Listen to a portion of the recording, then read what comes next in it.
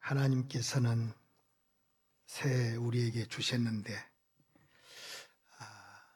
귀한 새를 주셨죠. 참 영혼이 혼탁하고 나라가 어려운 이때 우리의 관심사는 뭘까? 물질일까? 부동산일까? 또 혹은 다른 것, 욕망일까? 아니면 다른 말로 표현하면 우리를 향하신 하나님의 관심사는 뭘까? 우리를 향하신 하나님의 관심사는 신앙이 아닐까? 어려운 이때 믿음으로 이겨내라. 기도로 이겨내라. 말씀으로 이겨내라. 1절 한번 봉독해 주세요. 나의 영혼이 잠잠히 하나님만 바라며 나의 구원이 그에게서 나오는도다. 5절. 나의 영혼아 잠잠히 하나님만 바라라. 물은 나의 소망이 그로부터 나오는도다. 아멘. 1절은 이겁니다. 나의 영혼이 잠잠히 하나님만 바라본다. 5절에 나의 영혼아 잠잠히 하나님을 바라봐래요. 하나님에게는 구원이 있고 하나님에게는 소망이 있고 하나님에게는 은혜가 축복이 있기 때문에 하나님을 바라보는 다윗의 신앙의 고백입니다. 다윗은 모든 것을 다 가진 왕이었습니다. 구태여 하나님을 기대하거나 하나님을 바라지 않아도 권력과 재물로 영화를 누릴 수 있습니다. 그런데 왜 다윗은 잠잠히 하나님만 바라보라고 했을까? 하나님은 다윗의 목자였기 때문입니다. 환난에서도 기쁠 때도 하나님은 다윗을 함께 하셨고 그를 인도해 주셨기 때문에 그는 하나님을 바라보는 신앙생활을 살았다. 이런 일 저런 일로 우리가 힘들고 속상할 때 많잖아요. 이럴 때 다윗은 그때마다 하나님을 바라보고 기도했다고 하는 것입니다. 하나님을 바라보고 기도할 때 하나님으로부터 새 힘을 얻었다. 하나님으로부터 소망을 바라보았다. 그래서 다윗은 앞길이 캄캄할 때 하나님을 바라보면서 기도하니 서강의 빛이 비쳤고 막힌 길이 열렸고 다윗은 하나님 바라보면서 기도하니까 평안의 문이 열렸고 사랑과 용서의 이슬이 하늘로부터 그 가슴에 부어졌다 내렸다 하는 것입니다. 우리도 하나님 바라보면서 나아가면 하나님은 얼굴을 우리를 향하여 두실 줄로 믿습니다. 그래서 다윗은 이렇게 고백합니다. 6절에 하나님은 나의 힘이요 반석이요 산석이요 구원이십니다. 이렇게 외치고 있습니다. 하나님을 바라보는 사람은 지혜롭게 살아야 됩니다. 지혜롭게. 히브리서 12장 2절 한번 읽어주세요. 믿음의 주여 또 온전하게 하시는 이인 예수를 바라보자. 그는 그 앞에 있는 기쁨을 위하여 십자가를 참으사 부끄러움을 개의치 아니하시더니 하나님 보좌 우편에 앉으셨느니라. 예, 믿음의 주에 온전케 하신 예수님을 바라보는 이유가 무엇일까? 그에게는 기쁨이 있다는 거예요. 기쁨. 예수님 앞에 나가면 기쁨을 얻는다는 거예요. 오늘 우리가 하나님 앞에 나와서 예수님 앞에 예배를 드리자뇨. 예? 예수 이름으로 말씀을 통해서 기쁨을 얻어가는 은혜의 시간 되기를 주의 이름으로 축원합니다. 열왕기상 3장 9절. 누가 주의 이 많은 백성을 재판할 수 있사오리까? 듣는 마음을 종에게 주사 주의 백성을 재판하여 선악을 분별하게 하옵소서. 예. 열왕기상 3장을 쑥 읽어보면은 솔로몬이 4절 5절부터 쭉 읽어보면 기브온 산당에 가서 지금으로 말하면 교회에 가서 일천번제를 드리고 난 후에 얼마나 지치고 힘들겠어요. 그런데 꿈에 하나님이 솔로몬에게 나타나시는 거예요. 예, 힘을 다해서 드렸죠. 하나님이 이렇게 솔로몬에게 이렇게 말씀합니다. 솔로몬아, 내가 너에게 무엇을 줄고 너는 구하라. 솔로몬의 대답은 간단합니다. 오늘 본문의 말씀처럼 종에게 지혜로운 마음을 주사 백성들을 잘 다스리게 하옵소서. 재판할 수 있게 해달라는 거죠. 왕상 3장 10절 다 같이 한번 읽어봅시다. 시작. 이에 하나님이 그에게 이르시되 네가 이것을 구하였도다. 자기를 위하여 장수를 구하지 아니하며 부도 구하지 아니하며 자기 원수의 생명을 멸하지도 아니하고 오직 송사를 듣고 분별하는 지혜를 구하였으니. 그러니까 솔로몬의 기도가 하나님의 마음에 맞은 거예요. 하나님의 마음에 맞은 거예요. 무엇 때문에?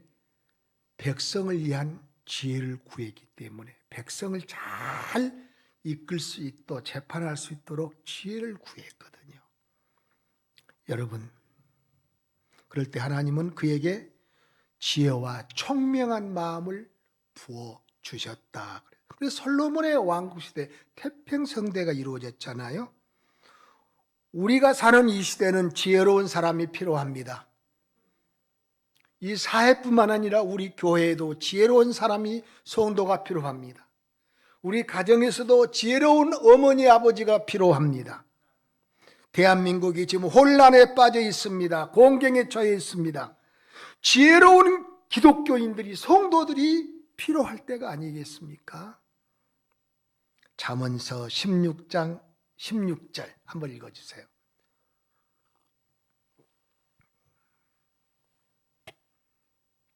안 나왔어요? 지혜를 얻는 것이 금을 얻는 것보다 낫다 그랬어요. 하나님의 지혜는 금보다 낫다 그랬어요. 하나님의 지혜는 금보다 낫다. 성도님들, 하나님의 지혜로, 하나님이 주신 지혜로 예수 잘 믿읍시다. 하나님이 주신 지혜로 맡은 바 충성 다하여 헌신해서 충성된 일꾼 되기를 주의 이름으로 축원합니다. 하나님이 주신 지혜로 우리 학생들 공부 잘 하시기 바랍니다. 열심히 공부하시기를 바랍니다. 열심히 공부해야 돼요. 하나님이 주신 지혜로 우리 부모님들은 장사 잘해요. 또 사업 잘해서 가정을 윤택하게 하고 하나님을 잘 공경하는 물질 달라고 우리가 기도해야 됩니다. 하나님이 주신 지혜로 우리가 장사 사업을 잘해야 됩니다. 하나님이 주신 지혜로 정치인들은 정치를 잘해야 됩니다. 하나님이 주신 지혜로. 그리고 하나님이 주신 지혜로 우리 인도자들은 잘 가르쳐야 합니다. 잘 가르쳐야 합니다. 그래야 온전한 사람, 온전한 성도로 우리가 신앙생활 잘할 수 있습니다. 두 번째로 하나님을 바라보는 사람은 신앙생활이 날마다 올라가야 됩니다. 여러분, 누가복음 10장 30절 한번 읽어주세요. 예수께서 대답하여 이르시되 어떤 사람이 예루살렘에서 여리고로 내려가다가 강도를 만나매 강도들이 그 옷을 벗기고 때려 거의 죽은 것을 버리고 갔더라. 어떤 사람이 예루살렘에서 여리고로 내려가다가 강도를 만났다. 예루살렘은요, 이스라엘의 한 중심이거든요. 포인트예요. 우리가 성지순례 할 때 한 번은 예루살렘에서 헬몬산 쪽으로 우리가 성지순례를 했고, 두 번째는 제가 기획하기를 다 볼 수가 없으니까 예루살렘을 중심으로 엿바로 내려가는 엿바를 중심에서 우리가 성지순례를 했습니다. 예루살렘인 이스라엘 한 중심에 있습니다. 예루살렘으로 올라가다가 강도를 만났다가 하지 않고 예루살렘에서 여리고로 내려가다가 강도를 만났다고 했을까? 저는 여리고도 몇 번 다녀왔는데요. 여리고는 곡창지대입니다. 팔레스타인들이 서한지구라고 그래요. 가자지구가 아니고 서한지구가. 곡장, 물이 풍부하고요. 그 여리고성이 그가 있는데, 그러니까 예루살렘에 장사하는 사람들이 곡창지대에 이제 그 물건을 이제 그 가다가 사러 구매하러 가다가 강도를 만난 거예요. 그래서 유대인들은 예루살렘으로 올라간다고 표현했습니다. 예루살렘을 떠나는 것을 내려간다고 그랬습니다.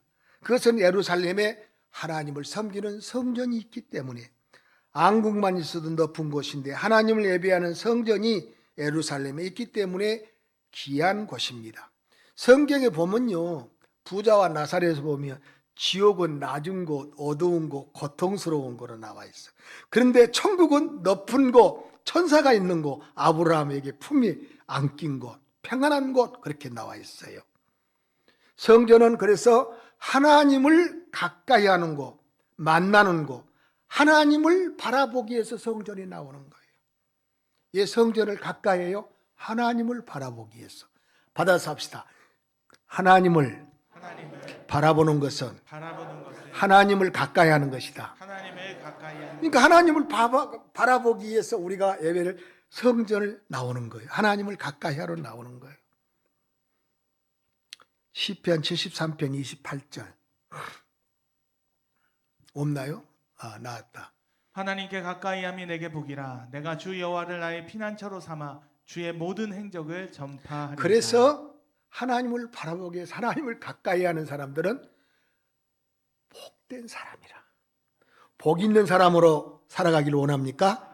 성전을 통해서 하나님을 가까이, 하나님을 바라보는 신앙으로 날마다 성장하시기를 주의 이름으로 축원합니다. 복 받는 방법 간단해요. 간단해요. 하나님만 바라보기 위해서 성전에 나와서 가까이 하면 돼요. 예배를 통해서, 말씀을 통해서, 헌신을 통해서, 여러분 우리가 기도를 통해서 이렇게 우리가 하나님을 바라보는 신앙생활을 해야 돼요. 기도 시간이 작아지고 예배 시간이 작아지고 교회 저정이 떨어지고 국가 신연도가 낮아지면 좋은 일이 아니에요. 영적으로도 좋은 일이 아니고 나라적으로도 경제가 안 좋은 거예요. 신용도가 낮으면. 우리 사람들도 신용도가 낮으면 안 되는 거예요. 돈 안 줘, 은행에서. 안 줘요. 성도가 주의 일을 할 때는 불평이 없어요. 하나님을 바라보는 사람들은요, 주의 일을 하기 때문에 불평이 없어. 하나님을 바라보는 사람들은 하나님 전에 나와서 가까이 하는 그런 영감을 받기 때문에 불평을 하지 않아요. 감사합니다. 감사합니다. 일할 수 있는 기회를 주셔서 감사합니다. 예배를 통해서 은혜 받게 해주심도 감사합니다. 그런데 주의 일하다가 쉬는 성도는, 제가 40년간 목자를 해봤잖아요. 그리고 우리 노예 17년 동안 100개 교회를 리더를 했잖아요. 교회 일하다가 장로님이 쉰다, 권사님이 쉰다, 성도, 집사님, 성가대원이 쉰다, 100% 불평이 나와. 100%. 나중에는 불평이 모이게 해서 결국은 목사님 앞에 딱 오는 거야. 이렇게 목사님 앞에 오는 거야. 불평이.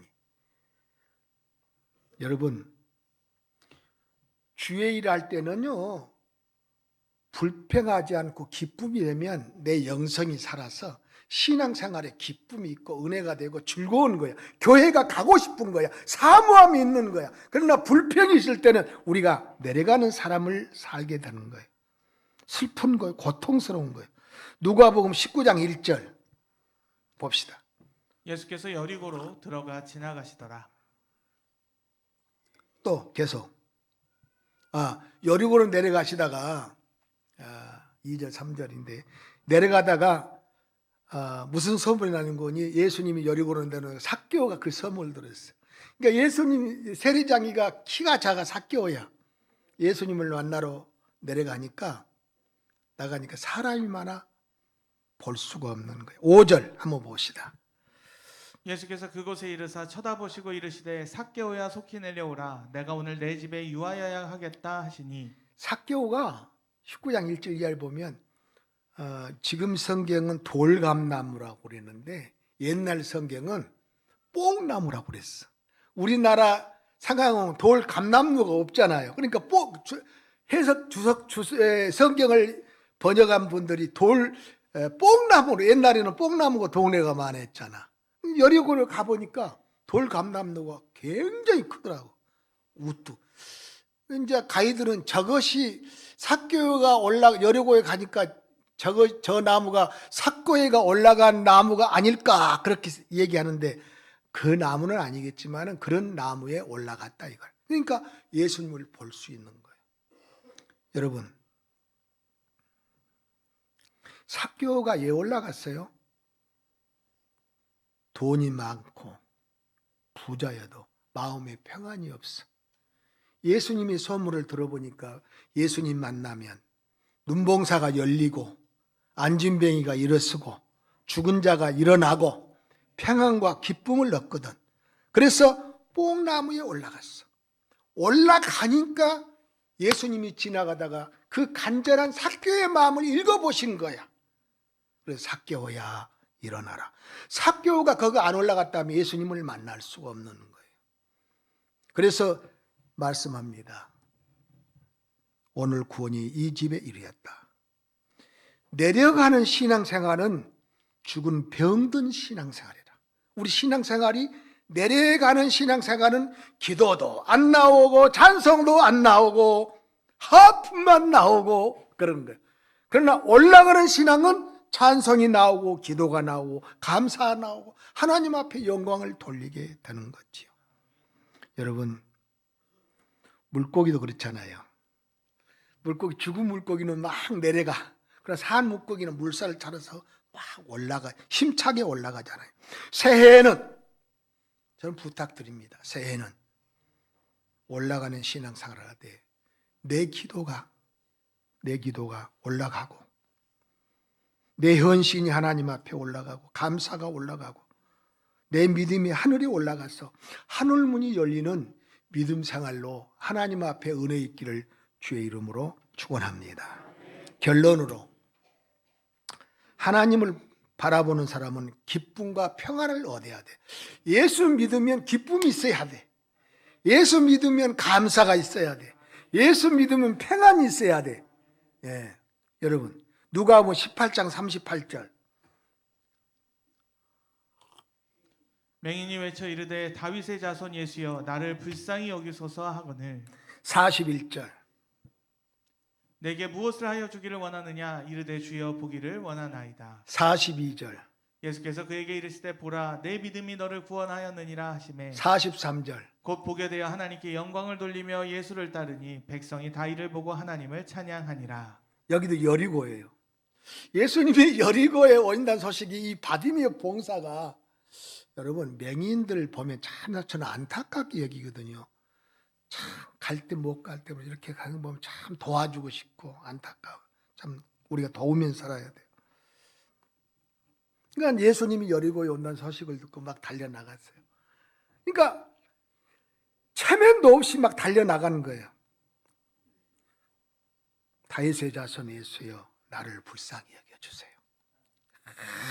막 부르짖는 거죠. 그러니까 예수님이 답변이 옵니다. 그 소식을 듣고 내가 네게 무엇을 해주기로 원하느냐. 주여 내가 눈이 안 보이는데 보기를 원합니다. 보아라. 41절 내 믿음대로 되리라. 인간 바디메오는 예수님을 바라보고 외쳤다. 어떻게? 다윗의 자손이여 나를 불쌍히 여기소서. 참 여기 의미가 있는 것 같아요. 눈봉사가 넘어지면서 달려가면서 다윗의 자손이여 부르고 외친 거예요. 다윗의 자손이라는 말은 기도설이에요. 나를 불쌍히 내 소원을 달라는 건 내 소원 나를 불쌍히 여겨달라는 거. 두 번째 겉옷을 벗어버리고 그 말은 뭔 말이에요? 벌떡 일어나서 갔다는 얘기 아니에요? 버려서 가벼운 마음으로 몸으로 달려갔다는 거예요. 발걸음을 멈추지 않는 거죠. 세 번째 그럴 때 주님이 이렇게 해요. 내가 너에게 무엇을 해주기를 원하느냐? 내가 보기를 원합니다. 그때 예수님은 바디메오에게 받아서 합시다. 가라. 내 믿음이 너를 구원했다. 그리고 눈이 보게 되었더라. 내 믿음의 뜻은 뭐예요? 나를 불쌍히 여겨달라고 하는 너의 확신이 이루어질 것이다. 내 믿음이, 그 말은 내 꿈이 이루어질 것이다. 내 믿음의 뜻은 뭐예요? 너의 믿음이, 진짜 믿음이 이루어진다는 거예요. 바디메의 눈이 그냥 열린 거 아니에요. 그냥 열린 게 바디메의 나를 불쌍히 여기소서 하고 막 뛰어가는 그 간절한 다윗 자손 예수의 나를 불쌍히 달라고 애치는 그 바디메의 신앙 고백, 그 믿음이 눈을 열리게 했다는 거예요. 예수님을 감동시켰다는 거예요. 성도님들, 바디메처럼 고난 중에 있습니까? 아픔 중에 있습니까? 환난 중에 있습니까? 기도 중에 있습니까? 우리 박 집사님 고난 중에 있지요. 다윗의 그 자손 예수여, 바디메처럼 한번 우리 박 집사님 한번 기도해 보자고. 저도 기도하고 우리 성도들도 기도하고 박 집사님도 기도하고. 예? 하나님 나를 불쌍히 여겨주세요. 나를 불쌍히 여겨주세요. 하나님만이 내 생명을 살릴 수 있습니다. 주님만이 나를 치료할 수 있습니다. 주님만이 나를 일으킬 수 있습니다. 주님만이 역사하실 수 있습니다. 오늘 우리를 부르시는 우리 주님은요, 우리 하나님은요, 무슨 소리를 듣고 싶기를 원하겠어요? 주님이 우리에게 바라는 소리 다른 소리 아니에요. 하나님만 믿습니다. 하나님만 의지합니다. 이런 권한이 없다 하면 바디메오가 예수님을 의지했겠습니까? 삭개오가 뽕나무에 올라갔겠습니까? 이런 고난과 역경과 아픔이 있기에 우리는 기도함으로 하나님을 바라보고 하나님을 의지하고 다윗 자손 예수하고 바디메오처럼 우리가 구하게 되는 거예요. 여러분, 다윗의 자손 예수여, 나를 불쌍히 여겨주실 때, 기도할 때 첫째는 영안이 열려야 돼. 영안이. 건강의 문이 열리기 전에 예수님은 나의 목자시다는 영안이 열려야 돼. 신앙의 고백이 열려야 돼. 하나님은 나의 복의 근이시다. 전능자이시다. 아버지시다. 영안이 열린 다음에 그 다음에 건강의 문이 열리고 은혜의 문이 열리고 여러분들 소원의 문이 열리기를 주의 이름으로 축원합니다. 예수 믿고 변화된 사람이 있습니다. 베드로도 변화되었고 삭개오도 변화되었고 바디메오도 변화되었습니다. 또 다른 하나는 예수를 믿어도 변화되지 않는 사람이 있습니다. 가룟 유다도 있습니다.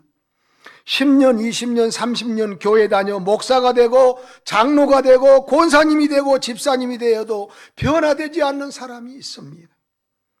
여러분, 우리는 지식이 산더미처럼 우리가 쌓여있다 할지라도 그 지식이 하나님이 함께하는 지식이 아니면, 하나님을 기쁘게 하는 지식이 아니면 그 지식은 타락한 지식이 된다는 거예요. 하나님을 실망시킨 지식이 된다는 거예요. 하나님의 말씀을 들었으면 행하는 자가 복이 될 줄로 믿습니다. 하나님의 말씀을 우리가 보았으면 고침을 받게 될 줄로 믿습니다. 하나님의 말씀을 우리가 들었으면 실천해야 죽은 신앙이 아닙니다. 새해에는 우리 모두 하나님을 바라보고 올라가는 신앙생활로 하나님의 은혜를 입으시기를 주의 이름으로 축원합니다.